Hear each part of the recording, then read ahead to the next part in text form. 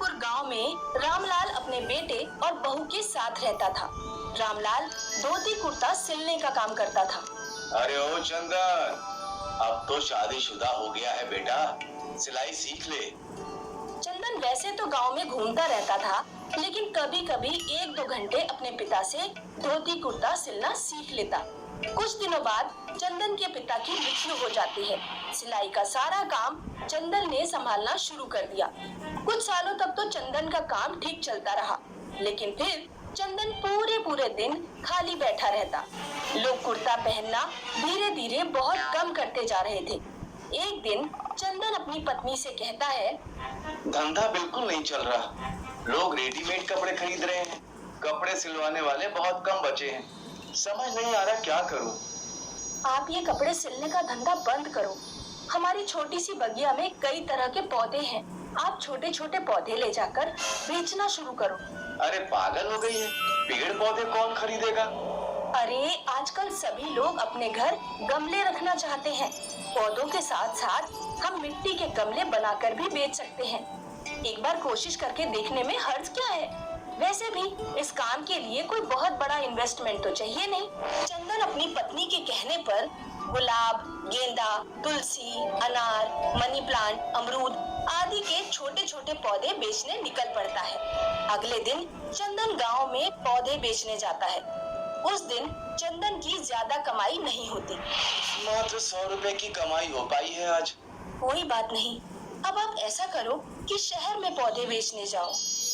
अगले दिन चंदन शहर में पौधे बेचने जाता है। शहर के लोग चंदन के हरे भरे पौधों को हाथों हाथ ले लेते हैं। चंदन की अच्छी कमाई हुई, वो बहुत खुश होकर घर लौटता है।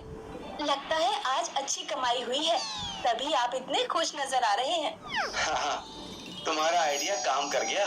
शहर वाले लोग तो गमलों के दीवाने हैं, लगभग हर मकान में मैंने गमले रखे हुए देखे। शहर के लोग उल्लू होते हैं, पहले मकान बनवाकर सारे पेड़ पौधे काट डालते हैं, फिर अपने घर पर पौधे रखकर सोचते हैं कि हमारे घर हरियाली है। अब चंदन हर दिन अपनी पत्नी के लिए कुछ न कुछ लेकर आता, कभी सूट, कभी साड़ी, कभी कुंडल।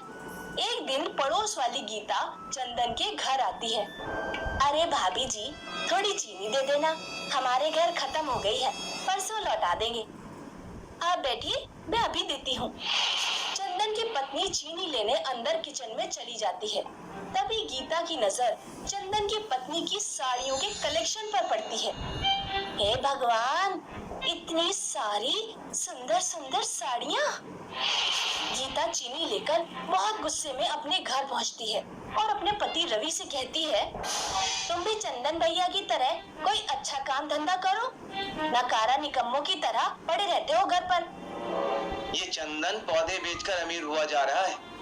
जब मैं इतना आराम करता हूँ तो इसे इतनी मेहनत की क्या जरूरत है। रवि रात में एक छड़ी लेकर चंदन की बगिया में घुस जाता है और सारे पौधे उखाड़ डालता है।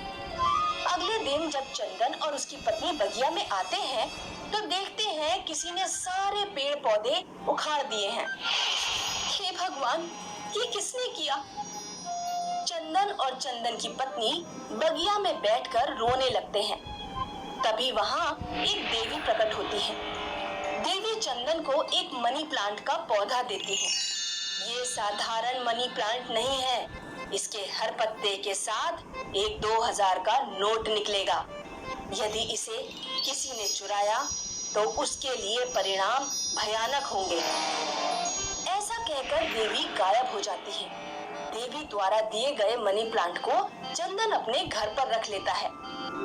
मनी प्लांट से रोजाना एक पत्ता आता और पत्ते के साथ एक 2000 का नोट निकलता। एक महीने में चंदन के पास 60,000 रुपए इकट्ठे हो जाते हैं। उन पैसों से चंदन एक नई बगिया लगा लेता है और दोबारा पौधे बेचने का धंधा शुरू कर देता है। ये चंदन के पास इतने पैसे कहाँ से आए? इसने तो पहले से भी बढ़िया बगिया लगा ली। एक रात रवि चुपके से चंदन के घर में झांक कर देखता है। चंदन और उसकी पत्नी आपस में बातें कर रहे थे। अब ये मनी प्लांट रोजाना 2000 रुपए दे देती है, तो फिर आपको काम करने की क्या जरूरत? देवी ने मनी प्लांट हमें इसलिए नहीं दी कि हम आलसी होकर बैठ जाएं और कोई काम धंधा ना करें। अच्छा, तो ये सब उस मनी प्लांट की वजह से हो रहा है। रात में जब चंदन और उसकी पत्नी सो जाते हैं तो रवि उनके घर में घुस जाता है और मनी प्लांट चुरा लेता है। वो मनी प्लांट को एक बक्से में बंद करके रख देता है। अब कल इसमें 2000 का नोट निकलेगा। रवि सुबह उठकर सबसे पहले बक्सा खोलता है। वो देखता है कि पूरा बक्सा सांपों से भरा हुआ है और मनी प्लांट से लगातार सांप निकल रहे हैं। सांप रवि के ऊपर चढ़ जाते हैं। हे भगवान, बचाओ बचाओ बचाओ। ऐसा कहकर रवि अपने घर में चारों ओर भागता है। रवि की पत्नी डंडों से सांपों को हटाती है और मनी प्लांट रवि को लाकर दे देती है। जल्दी जाइए और मनी प्लांट चंदन भैया को वापस कराइए। इस मनी प्लांट में जरूर कुछ गड़बड़ है। रवि तुरंत भागता हुआ चंदन के पास जाता है और चंदन के पैरों में गिर पड़ता है। मुझे माफ कर दो चंदन, मैंने तुम्हारी मनी प्लांट चुराई। चंदन जैसे ही अपने हाथों में मनी प्लांट लेता है, सभी सांप गायब हो जाते हैं। ऐसा तुमने क्यों किया रवि? मेरे पास कोई काम धंधा नहीं है। अगर ऐसी बात है तो तुम्हें मुझे पहले बताना चाहिए था। मैं तुम्हें पौधे बेचने का काम सिखाऊंगा और कुछ पैसे तुम्हें उधार देकर तुम्हारी